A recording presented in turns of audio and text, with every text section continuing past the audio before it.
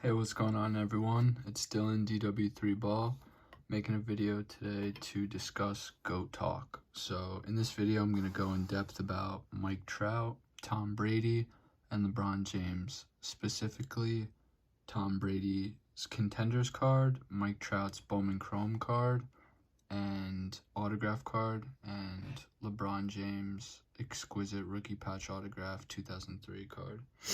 So just in general, these three are considered to be the modern day, GOATs of their sport. I feel like Brady's a little bit different because he has a slight edge. He's the undisputed GOAT, as people would say. He has more rings than any other franchise in the sport. So I think for those reasons, he's kind of unique. We've seen unprecedented run-up in these three cards. These are the highest three known examples, in my opinion, of peaking while you're playing, of players' markets essentially peaking while they play. My questions are, what happens when there's no performance variable anymore, and these GOATs either retire or their play declines? What if they go out of their careers in a bad way or ugly situation, not living up to their money, their contracts, etc.? And I think these are just pillars of the industry in terms of Brady Contenders in the Contenders market, LeBron Exquisite RPA in the RPA markets, comparing other RPA sets like NT to it, etc., and Trout Bowman Chrome with the Bowman Chrome baseball market. So here we go. The 2003 Exquisite. Current card ladder value is $1.147 million. This is in a 9 grade. Obviously, there's variance depending on what patch you have and what you don't. But let's just look at the general data.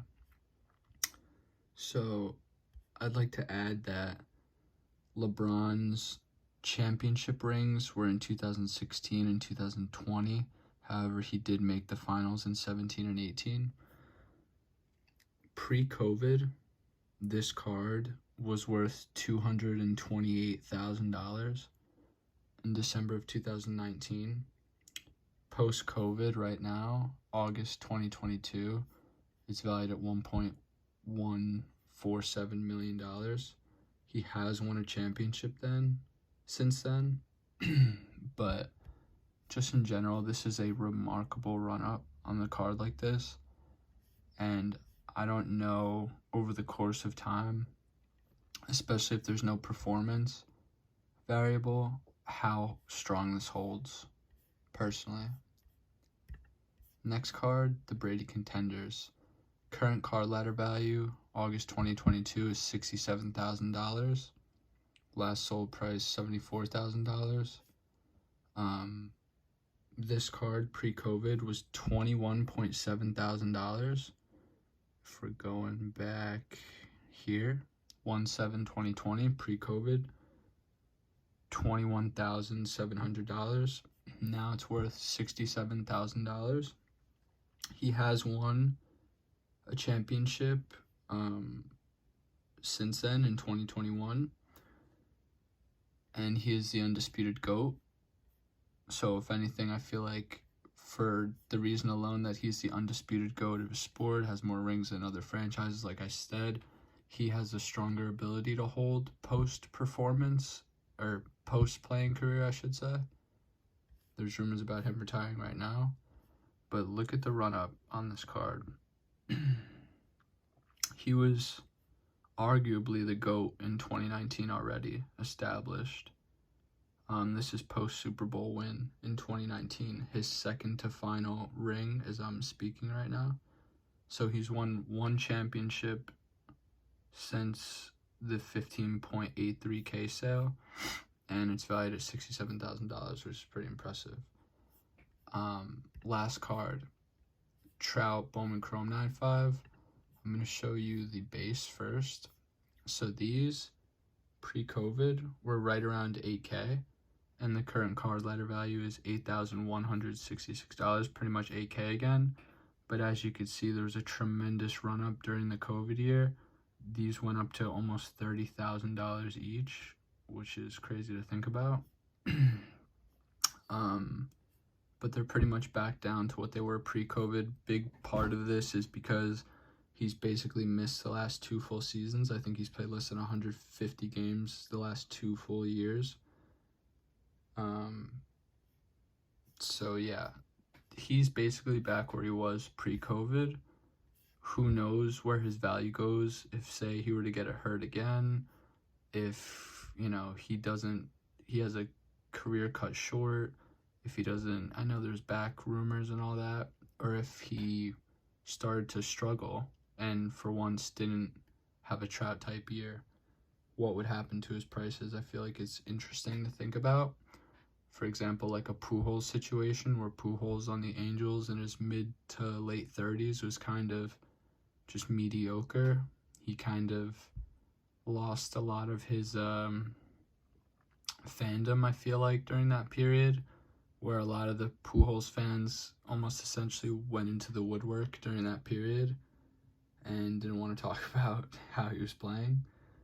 I feel like these are all massively important cards. As I said, in terms of rookie patch autos, if you're going to compare Curry, Giannis, etc., any future great, you have to have LeBron in that conversation, so this card is so essential to that. And I'm curious as to whether this number keeps ticking up or if it plummets down, especially if he goes out in a bad way or retires, like I said. This card is essential, in my opinion, for just the quarterback market. Everybody will always be compared to the greatest ever. Mahomes is getting Brady comparisons early on. I mean, I just think that his records are, borderline untouchable. So he's a unique scenario of a pillar of the industry that I feel like is generally safe. I mean, LeBron is pretty safe, but, that he's not the undisputed GOAT of his sport would be my counter argument.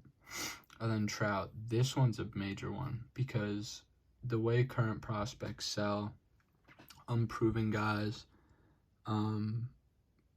just, young minor league talent, guys who are young, who are killing it in the big leagues, Trout is essentially the bar of Bowman Chrome in terms of the amount of his cards that were produced, in terms of modern, like, Pujols had a Bowman Chrome auto, but not only did he lack parallels, like different refractor colors, etc., but it's just not really comparable in terms of how much was produced back then to how much was now.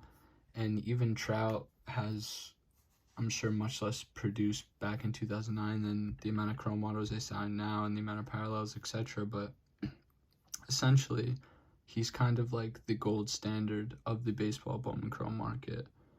So he will always be, compared. People will always be compared to him.